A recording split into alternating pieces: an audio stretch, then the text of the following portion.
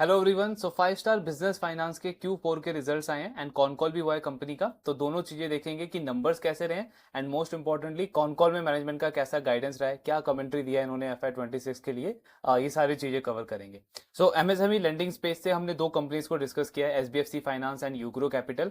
Numbers overall दोनों के ठीक ठाक हैं, बट ऑफकोर्स यूग्रो कैपिटल के प्रॉफिटेबिलिटी पे काफी ज्यादा प्रेशर है एंड पूरा जो FY26 है उसमें भी चांस ये है कि पैट में ईपीएस में कुछ खास ग्रोथ देखने को नहीं मिलेगा।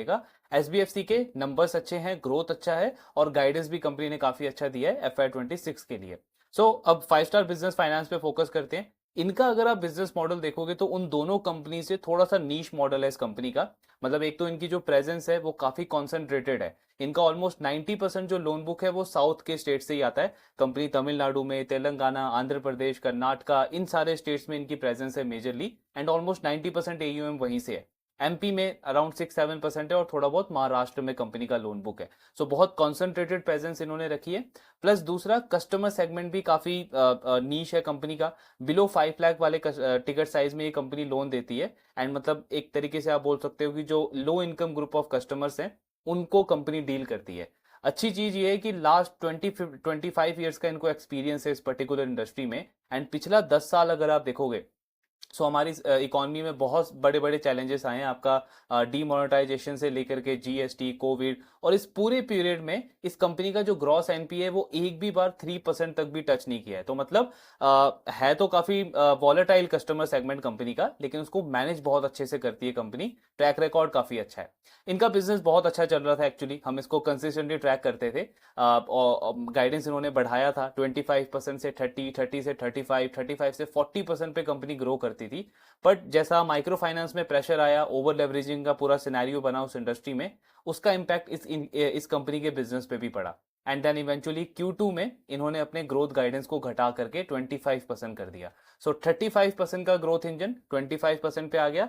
तो डेफिनेटली जैसा हम देखते हैं कि मार्केट से डी रेटिंग होता है स्टॉक का, वही हुआ। ऑलमोस्ट 950 के आसपास इसका स्टॉक था एंड ये जो इन्होंने गाइडेंस को घटाया उसके बाद 600 के लेवल पे इसका स्टॉक आ गया। बहुत बड़ा डी रेटिंग देखने को मिला, क्योंकि जब कोई भी लेंडर अपनी ग्रोथ गाइडेंस को घटाता है तो सिर्फ ये नहीं है कि उस बिजनेस का ग्रोथ रुक जाएगा। लेंडिंग बिजनेस में मतलब डबल प्रॉब्लम आ जाता है। एक तो ग्रोथ भी घट गया, दूसरा इसका मतलब ये है कि वो जो लेंडर है वो अपने एसेट क्वालिटी को लेकर के कॉन्फिडेंट नहीं है। क्योंकि अगर आपने जो मार्केट में पैसा दिया है वही अगर टाइम पे रिकवर नहीं हो पा रहा है तो डेफिनेटली आप अपने अपने ग्रोथ को तभी घटाओगे। अगर आपको पता है कि पैसा तो मेरे पास टाइम से रिकवर हो रहा है, तब तो आप ग्रोथ को और ज्यादा इंक्रीज करने का सोचोगे। जब भी ग्रोथ घटाएगा कोई भी लेंडर तो मतलब सिंपल सा आपको लॉजिक देखना है कि उसका एसेट क्वालिटी पे इंपैक्ट पड़ना स्टार्ट हो जाएगा। और उसी की वजह से एक्चुअली मार्केट ने इसके स्टॉक के अंदर एक ठीक ठाक डी रेटिंग दिया था 3-4 मंथ्स के पहले। अभी देखते हैं कि फोर्थ क्वार्टर में कैसे इन्होंने नंबर्स रिलीज करे हैं। ब्रांच एक्सपेंशन अगर हम देखें 750 के आसपास टोटल ब्रांचेस है कंपनी के। डिसबर्समेंट इनका स्लो हो गया था एक्चुअली जब इन्होंने गाइडेंस को घटाया, लेकिन इस क्वार्टर में क्वार्टर ऑन क्वार्टर लेवल पे ग्रोथ अच्छा है, 55% से डिसबर्समेंट ग्रो किया है।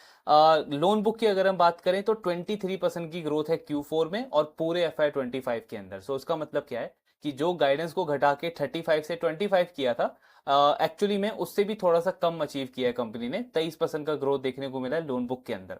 और जैसा हमने डिस्कस किया कि जब भी लेंडर अपनी ग्रोथ को घटाएगा तो बहुत सिंपल सा आपको एक चीज ट्रैक करना है, उसका एसेट क्वालिटी का नंबर। आप देखोगे ग्रॉस एनपीए कंपनी का YoY plus quarter on quarter दोनों लेवल पे इंक्रीज हुआ है। इनफैक्ट जब जब इन्होंने गाइडेंस को घटाया नहीं था Q2 के रिजल्ट के टाइम पे, इनका ग्रॉस एनपीए अराउंड 1.3-1.4% के आसपास था।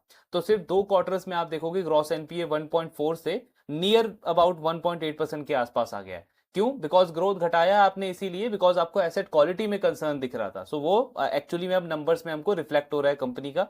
30+ डीपीडी भी बढ़ गया इनका, YoY क्वार्टर ऑन क्वार्टर दोनों में बड़ा इंक्रीज है। और पैट पे प्रेशर है, 18% से कंपनी का पैट ग्रो किया है Q4 के अंदर। एक्चुअली 5 स्टार बिजनेस फाइनेंस को ऑपरेटिंग लेवरेज मिलते हुए तो मैंने कभी देखा नहीं, बिकॉज रैपिड ब्रांच एक्सपेंशन होता था कंपनी का। लेकिन इनका PAT growth still loan book के आसपास ग्रो करता था। जैसे लोन बुक का ग्रोथ 40%, पैट का ग्रोथ 38-37% आता था। अब आप देखोगे बहुत बड़ा गैप है। 23% का लोन बुक ग्रोथ है, 18% का पैट ग्रोथ है। क्यों? बिकॉज एक तो मेरा जो ईल्ड है उस पर प्रेशर है, निम के ऊपर प्रेशर है। दूसरा मेरे को प्रोविजनिंग ज्यादा करनी पड़ रही है, मेरा क्रेडिट कॉस्ट इंक्रीज हो गया है। तो डेफिनेटली पैट मेरा नीचे जाएगा, पैट का ग्रोथ और घट जाएगा। देन मार्जिन्स पे भी थोड़ा बहुत प्रेशर देखा है, आरओए का नंबर नीचे गया है और आरओई का नंबर, आई मीन जो सबसे बड़ा ट्रिगर पॉइंट था कि क्यों मैं पर्सनली बहुत बुलिश था इस बिजनेस के लिए, बिकॉज इन्होंने अपने आरओई के इंक्रीज होने का गाइडेंस दिया था 12-13% से। कंसिस्टेंटली क्वार्टर आफ्टर क्वार्टर इस कंपनी ने अपने आरओई को 18% 19% के आसपास लेके गए थे, जैसे अभी एसबीएफसी का चल रहा है करंटली। आप हर एक क्वार्टर में देखोगे आरओई इंप्रूव होता जा रहा है एसबीएफसी का। सेम वो फेज जो था 5 स्टार का था, लेकिन अब क्योंकि आपके प्रॉफिटेबिलिटी पे ही प्रेशर आ रहा है, एसेट क्वालिटी पे प्रेशर आ रहा है, तो आरओई कंपनी का घटना शुरू हो गया। ये भी एक बहुत इंपॉर्टेंट नंबर है जो आप ट्रैक कर सकते हो किसी भी बिजनेस का, चाहे वो किसी भी सेक्टर का हो। जब भी किसी बिजनेस का आरओई घटने लग जाए या मैनेजमेंट बोले कि आरओई हमारा यहां से और नहीं बढ़ सकता, बहुत सिंपल सा आप उसका उसका रिजल्ट देखोगे कि मार्केट उसके स्टॉक का री रेटिंग बंद कर देगा। मतलब स्टॉक को वैसा री रेटिंग नहीं मिलेगा जैसा पहले मिल रहा था। ये बहुत सिंपल से कुछ फैक्टर्स होते हैं जो अगर हम बहुत क्लोजली मॉनिटर करें, आई मीन कुछ इसमें ज्यादा मैथ लगाना नहीं है, बहुत सिंपल फैक्टर्स हैं ये। बिजनेस का आरओई नहीं बढ़ेगा तो इसका मतलब क्या, उसका प्रॉफिटेबिलिटी नहीं बढ़ रहा, बिजनेस की एफिशिएंसी जा रही है, तो मार्केट क्यों रीरेट करेगा उसको। तो ये कुछ चीजें अगर हम क्लोजली ट्रैक करें तो बहुत बड़ी बड़ी चीजें हमको समझ में आ सकती है कि बिजनेस में कहाँ प्रॉब्लम चल रहा है। देन फुल ईयर बेसिस में ऑलमोस्ट वही सेम नंबर्स आपको देखने को मिलेंगे। फोकस करते हैं कंपनी के यील्ड के ऊपर। इनका यील्ड अगर आप देखोगे तो 24.24% के आसपास का यील्ड होता था 5 स्टार बिजनेस फाइनेंस का, बिकॉज एक तो बहुत नीच सेगमेंट इन्होंने डेवलप किया है। उस सेगमेंट में बहुत सारे बैंक्स, बड़े बड़े एनबीएफसी लोन नहीं देते हैं, बिकॉज उनका वहां पे एडवांटेज नहीं है। इतने रूरल एरियाज में वो जाएंगे, उनका एक्सपेंस बढ़ेगा, प्लस उस कस्टमर से डील करने का उनको एक्सपीरियंस नहीं है, जो कि इस कंपनी को लास्ट 20-30 ईयर से है। तो एक इन्होंने, इनके पास ये एक आप कॉम्पिटेटिव एडवांटेज बोल सकते हो, जिसकी वजह से कंपनी इतना हाई यील्ड चार्ज करती थी। लेकिन आप देखोगे लास्ट 2 क्वार्टर में कंपनी का यील्ड जो है वो ऑलमोस्ट 40% से कम हो गया है, 24.18%, 23.70%। क्यों? बिकॉज Q2 में जब इन्होंने अपना ग्रोथ गाइडेंस घटाया तो कंपनी ने अपनी जो यील्ड है, यानी जो इंटरेस्ट रेट ये चार्ज करते हैं फ्रेश लोन के ऊपर कस्टमर को, उसको 200 बेसिस पॉइंट से कम कर दिया, यानी 2% घटा दिया अपने यील्ड को। बिकॉज इनको लगा कि सेक्टर में ऑलरेडी थोड़ा बहुत कलेक्शन का प्रॉब्लम चल रहा है, एसेट क्वालिटी का प्रॉब्लम चल रहा है, तो इट्स बेटर कि अगर हम यील्ड को थोड़ा सा कम कर दें, कस्टमर के ऊपर जो ईएमआई का प्रेशर है वो भी कम हो जाएगा। तो उसको देखते हुए इन्होंने यील्ड कम किया। अब यील्ड जब आप फ्रेश लोन पे कम करोगे तो आपके ओवरऑल बुक पे भी कम होगा, वही हमने लास्ट 2 क्वार्टर्स में देखा है। फिर आप देखोगे स्प्रेड भी कम हो गया कंपनी का, 14.5% का स्प्रेड जो था वो अब 14% पे आ गया है। तो अल्टीमेटली ये सब जाके कहां पे दिखेगा, आपको दिखेगा निम के ऊपर, आरओए के नंबर और आरओई का नंबर, इन सारे नंबर्स पे सारी चीजें दिखेंगी। देन अगर आप ज्योग्राफिकली इनका देखोगे प्रेजेंस, सो कंपनी का 29% जो लोन बुक है वो तमिलनाडु से आता है, 6% जो लोन बुक है वो कर्नाटका से आता है। कर्नाटका में ऑलरेडी लास्ट क्वार्टर में जो आपका गया है वो ऑर्डिनेंस पास हुआ है, तो वहां पे कई सारे लेंडर्स को हमने देखा है कि एसेट क्वालिटी में प्रॉब्लम आया उसकी वजह से।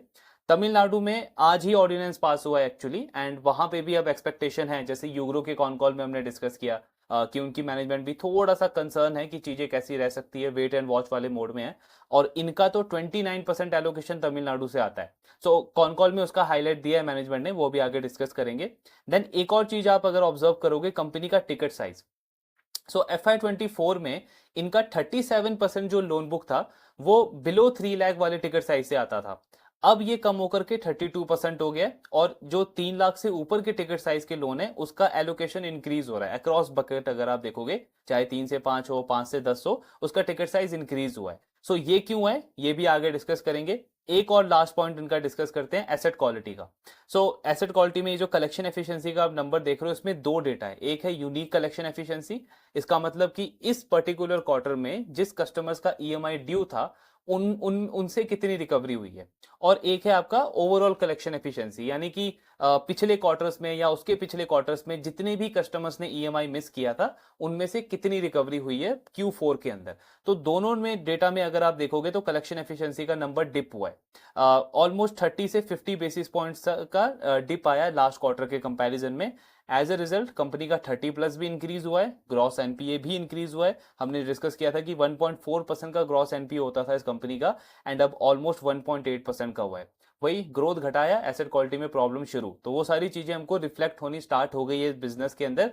लेकिन मार्केट इसको पहले ही अज्यूम कर लेता है, मार्केट इसको पहले ही डिस्काउंट करना स्टार्ट कर देता है। इसीलिए हम बार बार डिस्कस करते हैं कि जब भी मैनेजमेंट गाइडेंस चेंज कर रहा है या बिजनेस के प्रोस्पेक्ट्स में थोड़ा सा भी इशू लग रहा है, सबसे बेटर है, बहुत सेफ ऑप्शन है कि अपने कैपिटल को प्रोटेक्ट करने का हम वहां पे फोकस करें, रादर देन कि वहां पे होप में बैठे कि नहीं सस्ते में मिलेगा स्टॉक, ये तो और बेटर हो जाएगा, वैल्यू इन्वेस्टिंग हो जाएगी। वैल्यू इन्वेस्टिंग का कोर प्रिंसिपल समझना जरूरी है कि बिजनेस में वैल्यू ऊपर जानी चाहिए। वैल्यू अगर नीचे जा रही है और मार्केट डीरेट कर रहा है, वो वैल्यू इन्वेस्टिंग नहीं है, वो सिर्फ सस्ता खरीदने वाला जो हमारा माइंडसेट होता है उसके ऊपर हम एक तरीके से फोर्सफुली बेट करे जा रहे हैं इमोशंस में बह करके। एनी हाउ, सो ये पूरा इनका परफॉर्मेंस है Q4 का। तो अब डिस्कस करते हैं कॉन कॉल के अंदर मैनेजमेंट ने ओवरऑल क्या एक्सप्लेनेशन दिया है, क्या रैशनल है पूरे FY26 के लिए। स्टार्ट करते हैं ग्रोथ से। तो कंपनी कह रही है कि 23% का हमारा लोन बुक का ग्रोथ का नंबर आया है, एंड उसमें एक बहुत मेजर रोल है कर्नाटका का। अगर कर्नाटका का वो ऑर्डिनेंस पास नहीं हुआ होता तो हम हमारा जो 25% का गाइडेंस था उसको बिल्कुल अचीव करते। तो कंपनी कह रही है 25% का ग्रोथ का गाइडेंस अचीव नहीं हुआ कर्नाटका की वजह से, अनएक्सपेक्टेडली एक्चुअली वहां पे वो ऑर्डिनेंस आया, इनकी मैनेजमेंट का कहना है, और फिर उसमें मैनेज करने में कलेक्शन एफिशिएंसी का नंबर डिप हुआ और ये सारी चीजें हुई जिससे हमने फ्रेश डिसबर्समेंट को भी थोड़ा सा कंटेन करना पड़ा। तो ये लोन बुक का बात हो गया। गाइडेंस क्या है लोन बुक के ऊपर, तो कंपनी कह रही है कि FY26 में हमको लगता है कि 25% का ग्रोथ नंबर ही सही रहेगा अभी हमारे लिए, जैसा एक्सटर्नल एनवायरनमेंट चल रहा है। हाँ, अगर सेकेंड हाफ में चल के हमको लगा कि चीजें काफी इंप्रूव हो गई है तो मे बी हम गाइडेंस इंक्रीज कर सकते हैं, लेकिन अभी के लिए 25% का ग्रोथ गाइडेंस ही दिया है कंपनी ने फॉर FY26।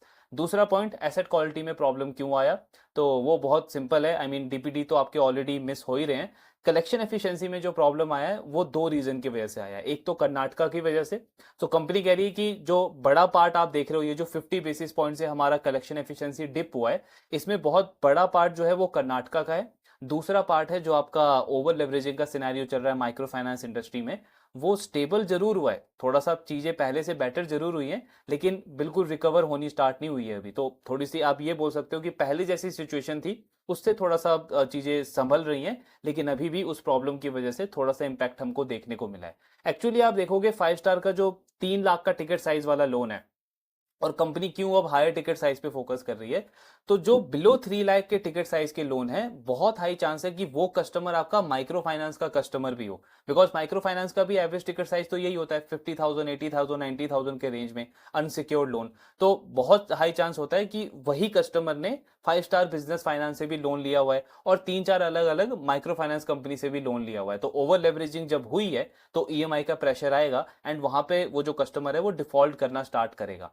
तो उसी को देखते हुए कंपनी ने ये स्ट्रेटेजी बिल्ड करी है कि अभी इंक्रीमेंटल जितने भी ये लोन दे रहे हैं वो 3 लाख से ऊपर के कैटेगरी के अंदर दे रहे हैं। कस्टमर कैटेगरी चेंज नहीं हुआ है, ये चीज समझना जरूरी है। ऐसा नहीं है कि कंपनी अपना मतलब स्ट्रैटेजी बिल्कुल ही चेंज कर रही है, बिजनेस मॉडल चेंज कर रही है, ऐसा नहीं है। कस्टमर कैटेगरी वही है। जैसे इनके कस्टमर्स कौन होते हैं, जो शॉपकीपर्स होते हैं, 50% आई थिंक जो इनके कस्टमर्स है वो शॉपकीपर है, कुछ 20-25% जो कस्टमर्स है वो सैलरीड, जो आपके इनफॉर्मल सैलरी इंडस्ट्री के अंदर आते हैं वो हैं, और बाकी के जो 25 कस्टमर्स हैं उनमें से जैसे किसी का कोई छोटा सा बिजनेस होता है, कोई वेंडर है, उस तरीके के कस्टमर्स हैं इनके। तो कंपनी कह रही है कस्टमर कैटेगरी चेंज नहीं कर रहे हैं हम, कस्टमर का प्रोफाइल एक तरीके से चेंज कर रहे हैं। तो एक तो जो हमने यील्ड कम किया है अपना 200 बेसिस पॉइंट से 2% से, उससे जो अच्छे क्वालिटी के कस्टमर्स हैं वो भी हमारे पास अट्रैक्ट हो रहे हैं, और दूसरा हम खुद भी डेलिबरेटली चाह रहे हैं कि थोड़े बेटर प्रोफाइल कस्टमर के साथ में डील करें जिसमें टिकट साइज ज्यादा हो, और ये जो माइक्रो फाइनेंस का जो रिस्क है इसको बिल्कुल हम एक्सक्लूड कर दे अपने बुक से। तो ये पूरी स्ट्रैटेजी कंपनी बिल्ड कर रही है, और इनका कहना है कि अगर वही कर्नाटका वाला इशू नहीं हुआ होता और माइक्रो फाइनेंस का ये इशू नहीं होता तो कलेक्शन एफिशिएंसी का नंबर हमारा स्टेबल रहता।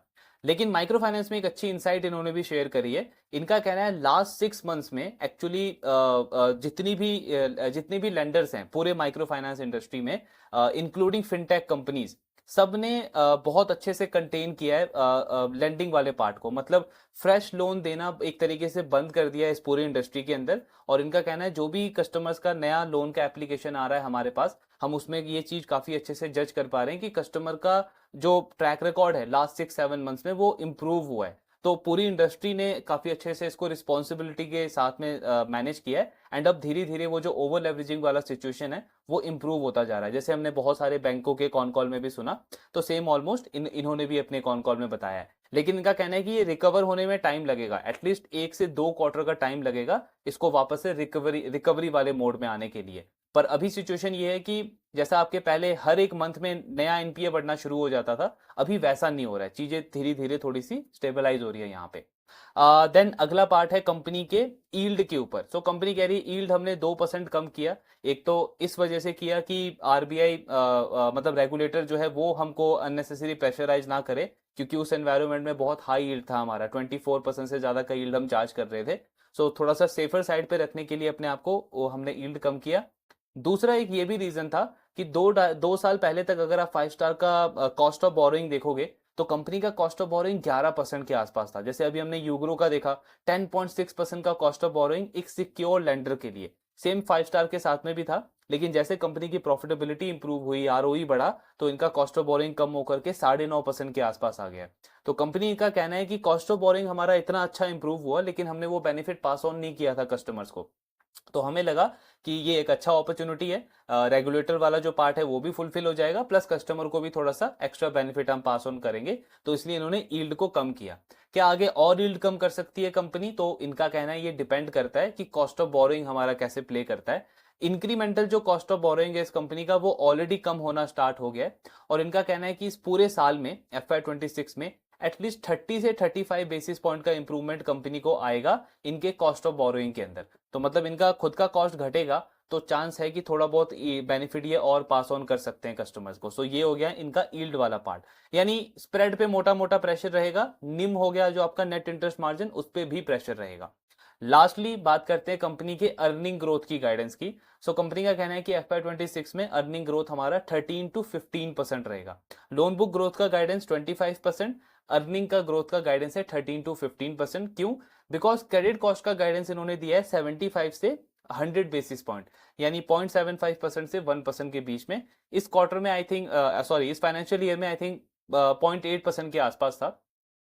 मैनेजमेंट का कहना है कि जैसे चीजें चल रही हैं हो सकता है थोड़ा बहुत प्रोविजन हमारा एलिवेटेड लेवल पे रहे, लेकिन हम अपने पार्ट पे कंफर्टेबल हैं या कॉन्फिडेंट हैं कि हमारा ओवरऑल जो क्रेडिट कॉस्ट है वो हमारे लोअर गाइडेड रेंज में रहेगा, यानी 75 बेसिस पॉइंट के आसपास रहेगा। तो उसकी वजह से आपका फिर प्रॉफिटेबिलिटी पे भी प्रेशर होगा। देन क्योंकि आपका यील्ड कम हो रहा है, स्प्रेड कम हो रहा है, मार्जिन कम हो रहे हैं, तो उसकी वजह से भी प्रॉफिटेबिलिटी पे प्रेशर रहेगा। इसीलिए कंपनी ने अर्निंग ग्रोथ का गाइडेंस काफी कम दिया है, 13 से 15% का। लास्टली बात करते हैं तमिलनाडु के ऊपर कि तमिलनाडु में जो ऑर्डिनेंस पास हुआ है तो उसको लेकर के इनकी मैनेजमेंट का कहना है कि वहां पे हम बहुत ज्यादा प्रेशर एक्सपेक्ट नहीं कर रहे हैं। मतलब जैसा कर्नाटका में हुआ वैसा इंपैक्ट हम तमिलनाडु में एक्सपेक्ट नहीं कर रहे हैं। हालांकि हमारा एलोकेशन 29% है, स्टिल हम कॉन्फिडेंट है। उसका रीजन ये है कि कर्नाटका में जो ये ऑर्डिनेंस पास हुआ तो इससे इससे 2-3 महीने पहले वहां पे काफी सारे ऐसे इवेंट्स हुए, एंड उसके बाद गवर्नमेंट ये इस तरीके का ऑर्डिनेंस लेके आया। तो तब तक पब्लिक में एक अच्छी अवेयरनेस थी इसको लेकर के, एंड उसकी वजह से फिर सब जो लेंडर से उनका कलेक्शन पे इम्पैक्ट पड़ा। तमिलनाडु में जो है वो वहां पे ऐसा कोई इवेंट नहीं हुआ है, और गवर्नमेंट ने एज अ प्रिकॉशन ये ऑर्डिनेंस पास किया है अनरेगुलेटेड एंटिटीज के लिए। हमने यूग्रो के कॉन कॉल में भी डिस्कस किया था। तो कंपनी कह रही है कि तमिलनाडु को अगर आप देखोगे तो ये बेसिकली हब है, इंडिया के बड़े बैंक्स एनबीएफसीज का हब है वहां पे, एंड कस्टमर्स को काफी अच्छे से अवेयरनेस है इस चीज की कि जो ये ऑर्डिनेंस आया है वो अनरेगुलेटेड एंटिटीज के लिए आया है। और अभी तक हमारे पास ग्राउंड से कोई भी कलेक्शन ऑफिसर अभी तक चल के आया नहीं है और जिसकी तरफ से ये क्वेरी आई हो कि कस्टमर जो है वो रीपे करने से थोड़ा मना कर रहे हैं, या इस तरीके का कोई ऑर्डिनेंस भी आया वहां पे पास हुआ, इसका अवेयरनेस कलेक्शन ऑफिसर्स को भी अभी तक नहीं है। तो कंपनी कह रही है कि हम अपने पार्ट पे तमिलनाडु को लेकर के कॉन्फिडेंट है, बिकॉज एक तो हमारा वो होम ग्राउंड है, फाइनेंशियल हब है, और कस्टमर्स वहां पे इस चीज को लेकर के अवेयर हैं कि ये जो ऑर्डिनेंस है ये अनरेगुलेटेड एंटिटीज के लिए, एंड हमारा जो रीपेमेंट है वो कंटिन्यू चलता रहेगा। स्टिल मैनेजमेंट कह रही है कि नेक्स्ट 15-20 डेज में थोड़ा सा और क्लैरिटी मिलेगा हमको इन सारी चीजों के ऊपर। सो ये पूरा कॉन कॉल वाला पार्ट था 5 स्टार बिजनेस फाइनेंस का। Numbers I mean kind of mix है कंपनी के। लोन बुक का ग्रोथ गाइडेंस से भी कम आया, प्रॉफिटेबिलिटी पे प्रेशर दिख रहा है कंपनी के, एनपीए वगैरह थोड़ा इंक्रीज जरूर हुआ है, लेकिन उसको लेकर के मैनेजमेंट कॉन्फिडेंट है। एसेट क्वालिटी में कोई सीरियस इशू नहीं है, मतलब हम ये नहीं बोल सकते कि सीरियस कंसर्न है। एनपीए थोड़ा सा इंक्रीज हुआ है, और जिस तरीके का इनका मॉडल है इतना तो एनपीए रहेगा। आई मीन 2% से भी कम का ग्रॉस एनपीए इस कंपनी का इस सिचुएशन में भी, तो उसको मैनेज अच्छे से कर रहे हैं। बट हाँ, उसकी वजह से प्रॉफिटेबिलिटी पे प्रेशर रहेगा, क्योंकि यील्ड भी कंपनी कम करती चली जा रही है। तो ये सारा सिनेरियो बन रहा है आपका 5 स्टार बिजनेस फाइनेंस का। इसीलिए Q2 के कॉन कॉल में ही हमने डिस्कस किया था, रिजल्ट के टाइम पे डिस्कस किया था एक्चुअली, कि जब इस तरीके की चीजें दिख रही हैं इस बिजनेस में तो बेटर है कि इसको थोड़ा सा अवॉइड किया जाए। एसबीएफसी उस टाइम पे बेटर डील लग रहा था और अभी भी बेटर डील लग रहा है। प्राइस टू बुक आप देखोगे एसबीएफसी का 3.5 3.6 है। 5 स्टार का प्राइस टू बुक एक्चुअली 3.3 आ गया है। आई रिमेंबर इस कंपनी का प्राइस टू बुक 5-6 का होता था, बहुत प्रीमियम वैल्यूएशन मिलता था इस कंपनी को, हार्डली 2-3 क्वार्टर पहले की बात है। एंड स्टॉक इसका ऑलमोस्ट 950,000 के लेवल पे। अब आपको एक बहुत सिंपल कॉमन सेंस वाली चीज यहां पे समझनी है कि ये बिजनेस 950 के स्टॉक पे बहुत अच्छा था और ये बिजनेस अराउंड अभी जो 700 के आसपास का स्टॉक चल रहा है तो काफी खराब है, क्योंकि बिजनेस के जो प्रोस्पेक्ट्स है वो बिल्कुल चेंज हो गया। मैं यहाँ पे स्टॉक देख करके नहीं डिसाइड कर सकता कि स्टॉक सस्ता हो गया तो अभी एक अच्छी अपॉर्चुनिटी है, नहीं, बिजनेस के प्रोस्पेक्ट्स पूरे चेंज हो गए हैं। सो अगर मैं बोलूंगा कि 3 का प्राइस टू बुक है और जो स्टॉक है वो 700 के ऊपर अवेलेबल है, इसका हाई 950 है, तो ये बहुत गलत एनालिसिस है। इसका मतलब क्या है कि मैं सिर्फ प्राइस देख रहा हूं एंड वही सस्ता वाला मेरे दिमाग में घुसा हुआ है कि जो सस्ता है वही लेना है। लेकिन ये बिजनेस जब 950 पे ग्रो कर रहा था तब इसका गाइडेंस 35% का था, इसका एग्जीक्यूशन 40% का था, आरओई 17 से 18% जा रहा था, प्रॉफिटेबिलिटी में स्ट्रॉन्ग ग्रोथ थी, इस वजह से मार्केट इसको हाई प्रीमियम दे रहा था। यही सारी स्टोरी रही है बजाज फाइनेंस, चोलामंडलम फाइनेंस जैसे जो बड़े बड़े एनबीएफसीज या बैंक्स हुए हैं इवन, उन सबका यही स्टोरी रहा है। परफॉर्मेंस कंटिन्यू, मार्केट उनको हमेशा प्रीमियम वैल्यूएशन देता है और स्टॉक नया हाई से नया हाई लगाता रहता है। लेकिन जहां पे आपको दिखता है कि परफॉर्मेंस में डिप है, गाइडेंस चेंज हो रहा है, एसेट क्वालिटी में प्रॉब्लम दिख रहा है, तो बेटर है वहां पे कैपिटल प्रोटेक्शन के बारे में सोचा जाए। मॉडल को लेकर के मैं एक्चुअली पर्सनली बहुत कॉन्फिडेंट हूं इनके, बिकॉज जिस तरीके का इनका ट्रैक रिकॉर्ड है, आई मीन मुझे काफी कॉन्फिडेंस है कि ये इसको अच्छे से मैनेज कर लेंगे। मैनेजमेंट का गाइडेंस भी अभी भी वैसा ही है, बहुत टेक्टिकली इन्होंने ग्रोथ को घटा दिया, तो बिजनेस में ऐसा कुछ प्रॉब्लम नहीं आएगा। बट हाँ, एज एन इन्वेस्टर मेरे लिए अभी बेटर डील नहीं है, तो मेरा ट्रैकिंग कंटिन्यू रहेगा। बाकी हम देखेंगे आगे जैसा डील बनेगा वैसे डिस्कस करते रहेंगे। आपके जो भी डाउट्स हैं शेयर करते रहिए। Thank you very much.